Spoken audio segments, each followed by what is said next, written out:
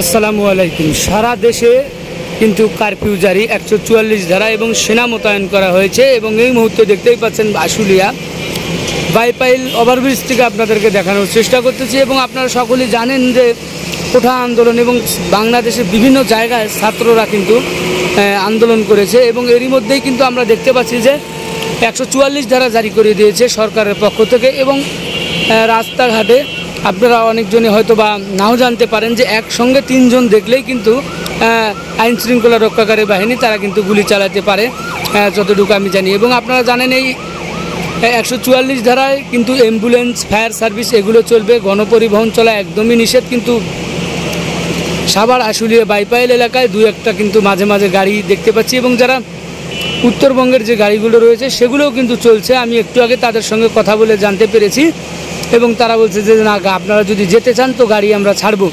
তো আপনারা সকলেই জানেন যে হচ্ছে কোঠা আন্দোলন এবং এটা নিয়েই কিন্তু বাংলাদেশে অতি ফার্স্ট কিন্তু 2024 সালে আমরা দেখতে পেলাম যে যেরকম এর আগের দিনগুলোতেও কোঠা আন্দোলন হয়েছিল কিন্তু এতটা ভয়াবহ হয়নি।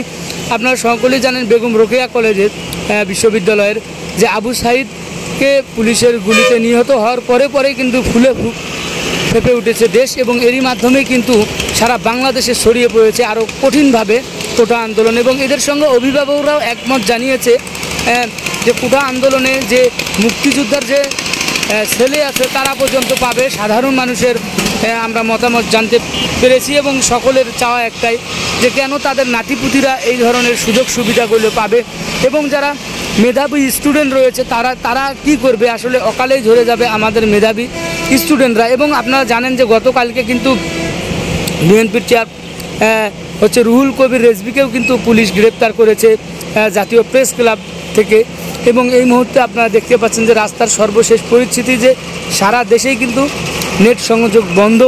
আমরা দেখতে পাচ্ছি যে এখন পর্যন্ত নেট কিন্তু খোলা পায়নি আমরা যখন ভিডিওটা করতেছি। এবং আজকে কিন্তু 44 ধারা জারি, ইতিমধ্যেই রাস্তায় কিন্তু সেনা মোতায়েন করেছে। আমরা কিন্তু অনেক সেনা মোতায়েন আমরা দেখতে পেয়েছি এবং রাস্তায় তারা টহল দিচ্ছে। এবং ইতিমধ্যে আপনারা জানেন যে আগামী রবিবারে কিন্তু আজকে কিন্তু হচ্ছে 12টা পর্যন্ত, দুপুর 12টা পর্যন্ত 144 ধারা জারি এবং 12টার পর থেকে 2 ঘন্টা 12টা থেকে 2টা পর্যন্ত কিন্তু হচ্ছে 144 ধারা শিথিল। এর মানেটা হচ্ছে যে 2 ঘন্টা সময় দিচ্ছে, আপনারা বাজারঘাট এগুলো কিন্তু করতে পারবেন। এবং এরই মধ্যে আমরা কিন্তু বিভিন্ন ধরনের খবরাখবর জানতে পেরেছি যে মানুষের মনে কিন্তু এক পর্যায়ে আতঙ্ক ছড়িয়ে পড়েছে যে 144 ধারা জারি দিয়েছে, হয়তো বা সরকার দুর্বল হয়ে পড়েছে। যে জনসাধারণ মানুষের বিভিন্ন ধরনের কথা, তো সেখানে তারা বলতেছে যে দেশ মনে হয় হাতছাড়া হয়ে গিয়েছে এবং সরকার পারতেছে না ছাত্রদের সঙ্গে, তো সেই জন্যই মনে হয় 144 ধারা জারি করেছে।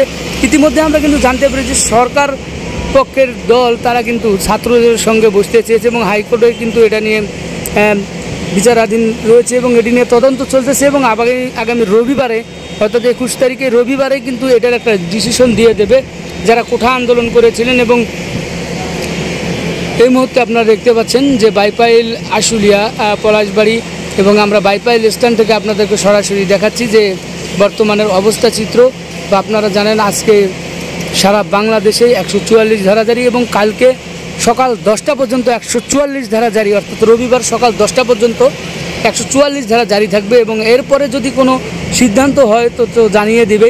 কিন্তু নেট সংযোগ বিচ্ছিন্নর কারণে কিন্তু আমরা ভিডিওগুলো আপলোড করতে পারতেছি না এবং সারা বাংলাদেশেই একদম অচল হয়ে পড়েছে, কোথাকার খবর কোথাও কিন্তু আমরা দেখতে পাচ্ছি না এই মুহূর্তে।